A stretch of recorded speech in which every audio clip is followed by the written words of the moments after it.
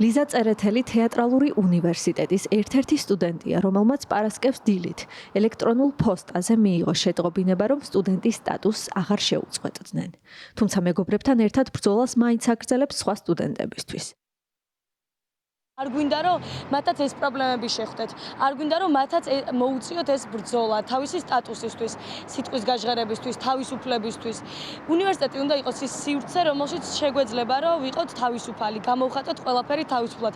მით უმეტეს ჩვენი პროფესია პირდაპირ ნიშნავს ამ ყველაფერს, რომ რაღაც სიტყვის თავისუფლება უნდა გქონდეს და ამას პირიქით უნდა გასწავლიდეს უნივერსიტეტი, რომ იყო თავისუფალი, თავისუფლად ამბობდა შენ სიტყვას და პირიქით ამაში გბოჭავენ და არ მინდა რომ ჩემი მეგობრები თუნდაც რომლებიც შეაბარებენ და ჩემი მომავალი კოლეგები იგივე პრობლემებს გადაეჩეხა.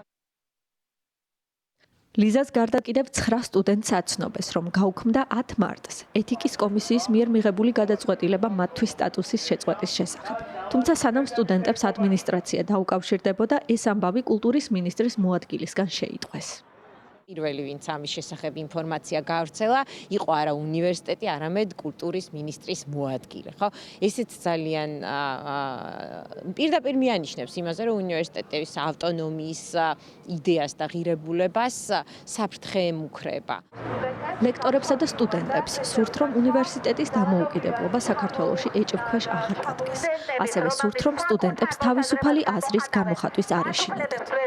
მსგავსი ტიპის სადამსჯელო მიმართული კონტროლისაკენ მექანიზმები არ უნდა არსებობდეს უნივერსიტეტში და ჩვენ უნდა გვახსოვდეს, რომ უნივერსიტეტი ეს არის ნამდვილად ისეთი სივრცე, სადაც ჩვენ უნდა გვიხაროდეს, როდესაც სტუდენტებს აქვთ კრიტიკული აზრი, როდესაც სტუდენტებს თავისუფლად შეუძლიათ აზრის გამოხატვა და საბოლოო ჯამში ჩვენ მივდივართ უნივერსიტეტების ავტონომიურობის შეზღუდვის მცდელობისაკენ, რაც ყველაზე მნიშვნელოვანია ალბათ ჩვენ ქვეყანაში და საბოლოო ჯამში თუ ეს ყველაფერი რომ არ გავრცელდეს სხვა უნივერსიტეტებზე, ჩვენ უნდა ვიფიქროთ, როგორ უნდა შეინარჩუნონ და გაიფართოვონ ავტონომიურობა უნივერსიტეტებში. დღეს აკადემიური სივრცე თუ გაუჩუმდა ასეთ ფაქტებს, ჩვენ მივიღებთ ხვალ და ზეგ კიდევ უარეს პრეცედენტებს, იმიტომ რომ სამწუხაროდ ხედავთ სტუდენტებს, რომლებიც ყავს დაკავებული პატიმრები არიან და სამშობლოს დაცვის გამო ისინი სინდისის პატიმრებად აქცია ამ რეჟიმმა,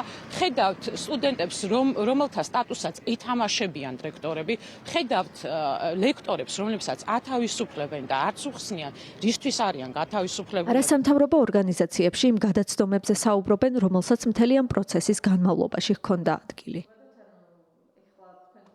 ჩვენ შევაფასეთ, რომ ის თავდაპირველი გადაწყვეტილება, რომელიც მიიღო ეთიკის კომისიამ, იყო ცალსახად უკანონო, იმიტომ რომ მიღებული იყო არაუფლებამოსილი ორგანოს მიერ, ასევე კოდექსის საფუძველზე, რომელიც სტუდენტებისთვის საერთოდ არ გაუცნიათ და უფრო მეტიც 28 თებერვალს მიიღეს უშუალოდ ამ სტუდენტების საწინააღმდეგოდ. ანუ ის არ იყო, რომ თქვათ, არსებობდა რაღაც ეთიკის კოდექსი იქამდე, რომელიც სტუდენტებმა დაარღვიეს, ხო? პროტესტის დაწყების შემდეგ 28 თებერვალს ნაჩქარევად მიიღეს ეს კოდექსი, იქ შეიტანეს ისეთი ნორმები, რომლებსაც გამოიყენებდნენ სტუდენტების ხმის ჩასახშობად რეალურად და შემდეგ უკვე ამ კოდექსის მიღებიდან მალევე 7 მარტს მიიღეს ეს გადაწყვეტილება, თანაც ისე რომ სტუდენტებს მასში, ასე ვთქვათ, აი ამ განხილვის პროცესში მონაწილეობის უფლება არ ქონიათ. სტუდენტები და მათი მხარდამჭერები საზოგადოებრივი მაუწყებლისგან ღია ეთერს ითხოვენ.